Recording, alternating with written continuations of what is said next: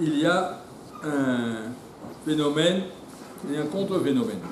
Le phénomène, c'est l'accueil qu'Abraham Avinu a fait aux invités. C'est quelque chose de particulièrement grandiose. On sait combien le Messire dépêche que Chomayom, il allait chercher, il a supplié. Il aura tué 3 vaches pour leur donner à chacun une langue. Il a pu donner une petite vache, et il donner un la patte et l'autre l'oreille et l'autre la queue. Non, il a tué 3 vaches et il faisait très chaud dans le soleil. Il a dû jeter sans doute tout le reste. Il n'y avait pas d'autres invités, il ne pouvait pas les manger. C'est pas grave, on va faire 3 vaches pour les invités.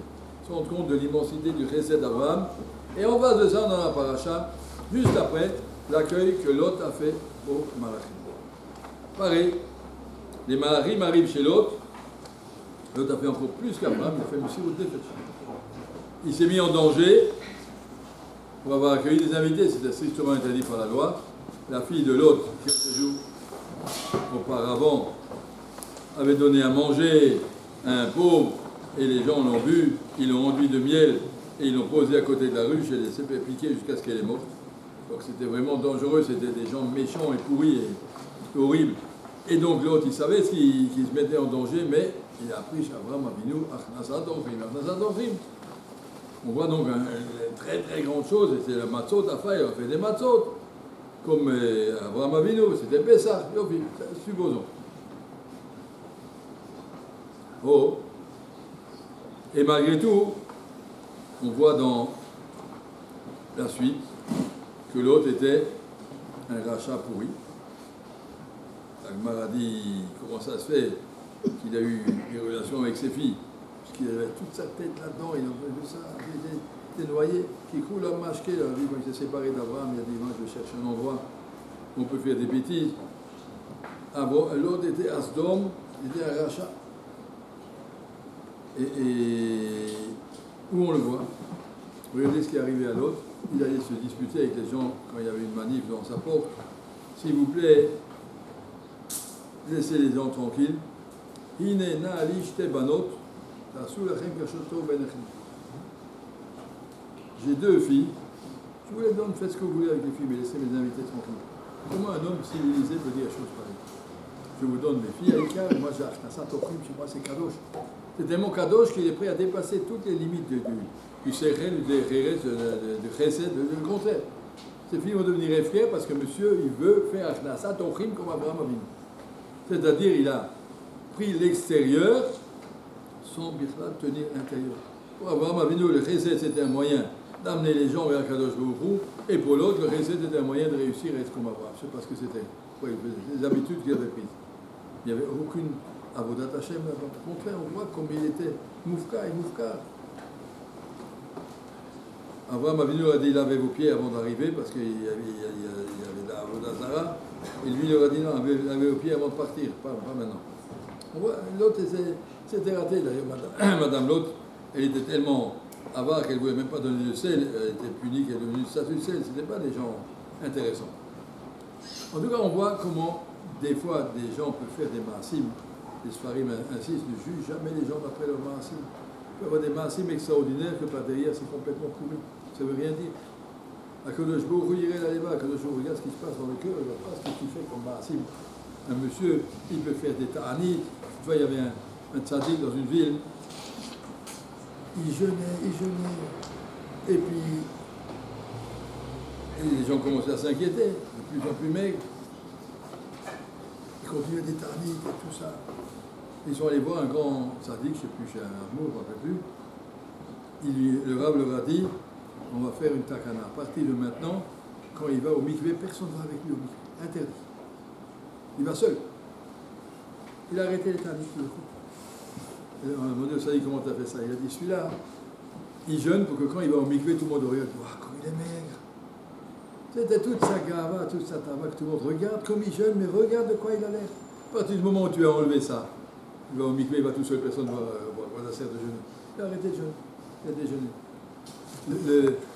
Le rayon, nifla, mais autre. Des tas de choses magnifiques pour faire des tanit en vérité, c'est que du cinéma, c'est pas pour toi, c'est pas pour Hachem, c'est pour toi-même, tu veux te sentir bien. Alors tu fais des trucs, des machins, ça veut rien dire. Les mitzvot, on peut les faire. L'autre, il a fait des trucs grandioses, mais c'est rien, c'est de la bêtise, de la pourriture, donne ses filles. Il n'y a rien derrière. la mitzvot, elles ont la valeur de leur avodat Hashem que tu veux. Et là, c'est d'un côté. J'ai entendu un sournois aussi, dans l'autre sens. Il a marqué que les gens de la ville de Sdom, ils ont fait une manif devant la porte de l'autre. On veut les inviter. Kol ha'ir mikatse, toute la ville. Une grande manif, je ne sais pas combien il y avait de gens là-bas, 30 000 personnes. On veut les inviter, autant on va leur faire subir des sévices de toutes les sortes, de toutes les horreurs. On veut les inviter. Bon, à la fin, il n'y avait pas le choix. Les invités qui étaient des malachim sont sortis, et ils ont fait comme ça, et ils sont tous devenus aveugles. Ils koum bassan verim, ils sont tous devenus aveugles. Et qu'est-ce qu'il y a eu comme conséquence? Ils sont devenus aveugles. Moi, j'aurais dit, ils reconnaissent, c'est quand même un miracle. On rentre chez soi. Voyez, où l'imso à pétard, c'est marqué. Ils sont devenus aveugles, ils ont continué à chercher la porte, mais ils n'ont pas trouvé. Omer Assournom, monsieur, il est à la porte du Gaïnom. Tu vois que les malachim, ils ont crevé les yeux. Personne ne voit plus. Il fait tout mal, où ils sont? Où on est? Rentre à la maison. Non, on veut nos invités. Les Yetzirah étaient méchagés à Otam, au point que même quand ils sont devenus aveugles, ils ont compris que c'est une punition Mishamayim. Je ne veux pas le savoir, ils continuent à savoir. Où est la porte? On cherche la porte. Pour dire un rachat, à Philo Pitro, chez le Gaïnom, ou l'autre zéro. Un rachat, tu les mets à la porte du Gaïnom, tu dis alors maintenant tu peux faire tchouva? Non, je ne fais pas tchouva. Parce qu'une fois qu'on est attrapé dans les filets du Yetzirah, on reste dans ces filets, on ne peut plus en sortir. On ne peut plus, c'est tout un travail. Beaucoup plus facile de se retenir de faire une avéra que de faire tchouva après l'avoir faite. La lettre Hey symbolise Olamazé, et Rachid nous raconte, au début du Chumash Bereshit, pourquoi elle est Hey? Parce qu'il y a une petite fenêtre en haut, il y a un dalet avec un trait, petite fenêtre en haut. Quand on est tombé dans le trou en bas, pour faire tchouva, il faut remonter par la petite fenêtre, c'est très, très difficile. On ne peut pas remonter par le trou en bas, il faut remonter. Ouais. Sur tchouva, c'est beaucoup plus difficile parce qu'une fois qu'on est attrapé à Vera, on est dans un système, on n'arrive plus à en sortir. Aussi bien l'autre, aussi bien que ces gens-là. Une fois que tu es là-dedans, c'est beaucoup plus difficile. Et donc, voilà ce qu'on nous dit, rester accroché du côté de la Kedusha, que le jour où il a des avadim, des gens qui sont à ce service, qui a ni Avdecha, ni Avdecha, ben Amatecha. Pensez à chaque chose qu'on fait, on veut le faire pour Akadosh Baruch Hu, pas le dire, mais penser honnêtement, dans son cœur, je fais la Hamida, je suis devant Hachem, je fais une mitzvah, j'étudie la Torah Hachem. Quelqu'un ne fait pas attention, j'étudie la Torah parce que je veux rentrer à Pognovitch, et qu'est-ce que tu vas à Pognovitch? Comme ça, je trouvais un bon shidour, et après, comme ça, t'as rien de mettre là-dedans, tout ça, c'est du cinéma. Pas du cinéma, mais tu passes à côté.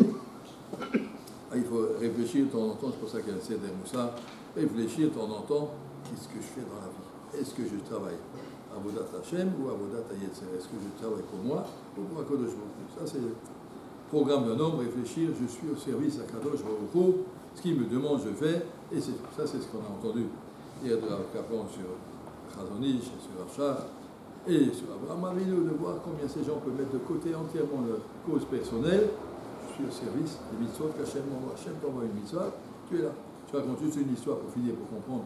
Il y avait, Steinman raconte ça, quand il était jeune, Steinman, il avait 17 ans, 18 ans, il habitait à Brisk. Il y avait dans la ville de Brisk un Dayan, un homme très chachou, qui s'appelait Rigel. C'était le Dayan de la ville. Et le Dayan, il avait un shamash, et quand le shamash devait partir, il disait à Steinman, bon bafo, occupe-toi du Dayan. Ça veut dire quoi, occupe-toi? Tu l'accompagnes. Quand il termine les séances au Bédine, tu le ramènes à la maison, et puis c'est tout. Si il ne laisse pas seul, tu l'accompagnes de la maison, du Bédine jusqu'à la maison. Pas de problème.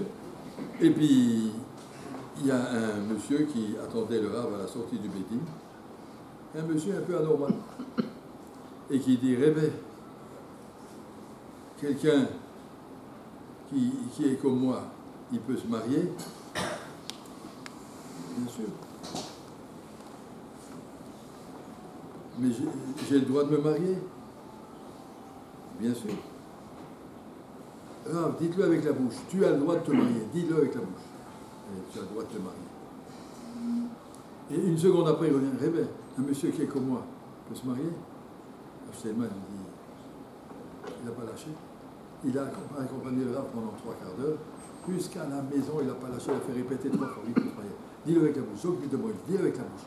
Oui, monsieur, un monsieur comme toi, il peut se marier. et 3/4 de gramme, jusqu'à ce qu'il l'amène à la maison. Il l'amène à la maison, c'est plus son travail, il a remis à Rabanit et aux enfants, et le bonhomme il continue. Steinman est resté à côté, et le bonhomme il continue. Il arrive à la maison, jusqu'à ce que le Rav rentre dans sa chambre à coucher. Et là, il a dit, bon, bonsoir, je vais dormir. Monsieur est rentré. Steinman a demandé à la femme et aux enfants, dis-moi, c'est quoi ce bonhomme? Ce monsieur est là depuis 3 semaines, tous les jours, comme ça. Ça, il lui répond. Et jamais le Rav n'a rien dit. Le Rav, une fois, il a dit quelque chose. Quand on a osé dire à ce monsieur, monsieur, il est à laisser tranquille, le Rav s'est fâché. C'est-à-dire que le me l'a envoyé, c'est pas pour vous obéir. Je suis là pour lui. Ça, c'est les mitzvot, elles viennent d'Hachem. Hachem t'a envoyé un monsieur qui a besoin de toi, il a besoin, il est malade, il a besoin. Tu ne peux pas comprendre pourquoi il a besoin, c'est psychiatrique. Et je suis là. Hachem m'envoie, je suis là. Mais je suis Dayan, il m'attend demain au Bézid, j'ai autre chose à faire. Non, j'ai pas autre chose, c'est ça que je dois faire. Comprendre combien Kadosh Baruch il envoie les mitzvot à ceux qui en sont capables. Je raconte une histoire d'un Steinman qui a sûrement appris ça de ça. Il y avait un ancien qui était à Shlomo, qui avait beaucoup de problèmes de Shlombaï, de disputer avec sa femme. Et puis il ne s'arrangeait pas. Et de temps en temps, il venait parler à Steinman, qu'est-ce que je fais? Il dit comme ça, moi je dis comme ça, Steinman est calmé, il m'a expliqué comment on continue. Ah ben, on va y arriver. Bon, il les encourageait, et puis bon. Et puis une fois, il est arrivé un soir à 10h30, il a toqué à la porte de Rav Steinman. Et il toque, personne qui ouvre. Allez, il toque. Et les gens sont venus, ils ont dit, écoutez, le Rav il a 39 de fièvre, il allait dormir, alors on ne peut pas ouvrir, c'est tranquille. Notre bonhomme il insiste, il dit, j'ai fait 200 km pour arriver ici, vous n'allez pas m'envoyer. Il dit, mais le Rav il est malade, il a 39 de fièvre, il allait dormir, qu'est-ce que vous voulez? Et il insiste, mais le Rav a entendu de sa chambre. Le Rav il appelle son chamash, qu'est-ce qu'il y a là-bas? Il dit, ah, monsieur, il veut rentrer. Mais s'il veut rentrer, fais-le rentrer. Et le Rav, avec toute sa fièvre, 95 ans, il s'assied dans son lit, il met une chaise, il dit, assieds-toi, raconte-moi ce que tu veux. Il est resté 1h30 avec lui, à lui expliquer comment, je sais de près, 1h30, comment régler son problème avec sa femme pour qu'il arrive à sortir. Et après, il est tombé dans son lit, il s'est enfermé, le monsieur dit merci beaucoup, il est parti. Ils ne s'en rendent même pas compte. Mais nous, on voit qu'un côté on voit des mitzvot, c'est pas pour qu'on les bazar, c'est pas pour moi, j'ai pas de temps, excusez-moi, je m'en vais, j'ai pas de temps pour vous, pas comme ça. Normalement, un juif fait une mitzvah, qu'Hachem peut avoir une mitzvah, je suis disponible, j'ai pas d'autre problème. Hein, c'est savoir qu'est-ce que ça veut dire Avodat Hachem, je ne suis pas évêque de mon programme, je suis évêque d'Akadosh Baruch Hu. Ça, c'est un petit peu cet exemple qu'on a ici, le contre-exemple qu'on a vu aujourd'hui.